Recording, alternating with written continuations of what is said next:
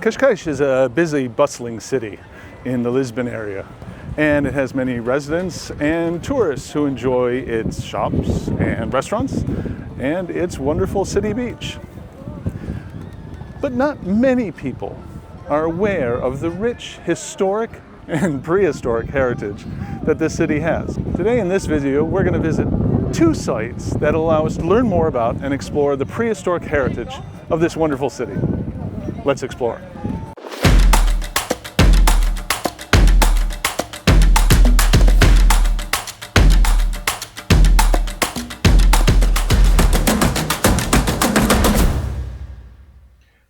Cascais lies on the ocean to the west of Lisbon. The Jardim de Visconde is in the center of Cascais, a bit further away from the beach.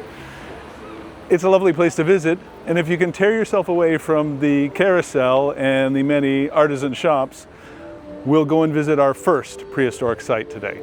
A short way up the road and around the corner from the park, you come to the Largo das Grutas. Largo das Grutas means the plaza or the place of the caves. Where are the caves?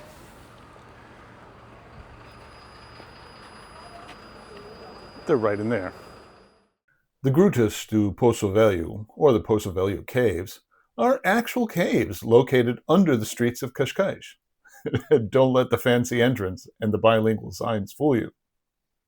Admission is free, but you are required to wear a helmet and a hairnet. Safety first. Actually, hygiene first, safety second. Once you've got your protective gear, you enter the caves. You can immediately see that these are narrow caves formed by the limestone's karstification, a process where water dissolves certain rocks. It's a rapid descent into the caves, down wooden steps that are illuminated by electric lights. Archaeologist Victor S. Gonçalves literally wrote the book on these caves.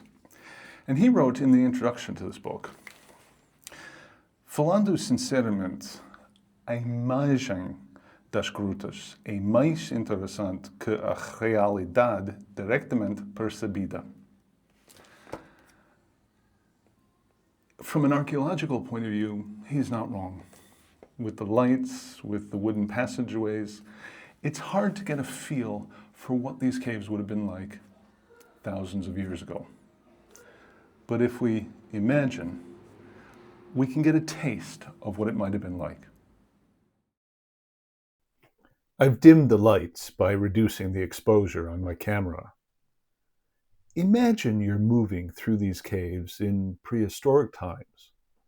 No stairs, no electric lights, just ominous, dark passageways with only some features lit up by the flickering, dim glow of a burning torch. The city has even set up some lights to imitate what that might have been like.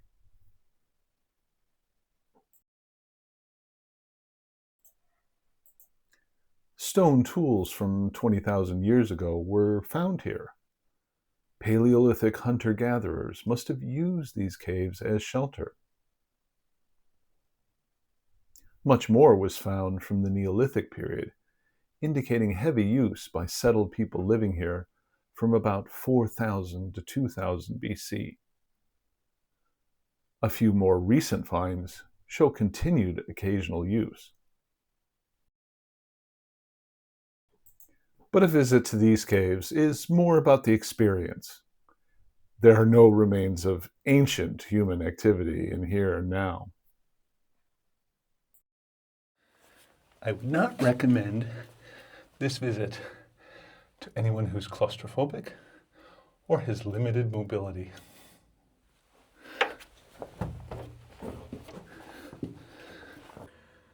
There are definitely places where there's plenty of room.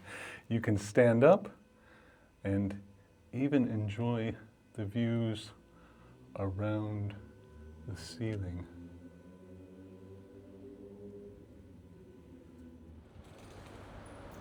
It's hard to reconcile the underground experience with the reality of the modern city. The small stone ridge beside the entrance helps to reassure you that you really were crawling through the rocks.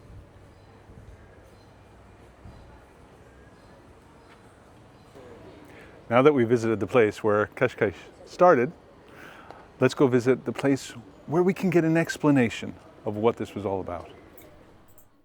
From the park, it's a short walk through Cascais's busy streets back to the waterfront. It's there we reach the town's main plaza, Praça 5 de Outubro. This gorgeous building behind me is home to the Câmara Municipal de Cascais, the town hall. It's also home to one of Cascais's lesser-known museums, the Museu da Vila. It's the City Museum. Let's check it out. The town museum is also free, and it's an excellent place to learn about this city. The first main section is on the human occupation of the region and the prehistoric heritage. Unfortunately, on the day I visited, there had been a small accident. I asked them about this. They know that this has fallen over. I guess they'll take care of it next week.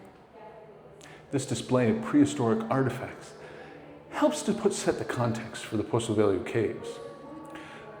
There are some Paleolithic artifacts found here, including 2 arrowheads that were found in the Poço Velho caves.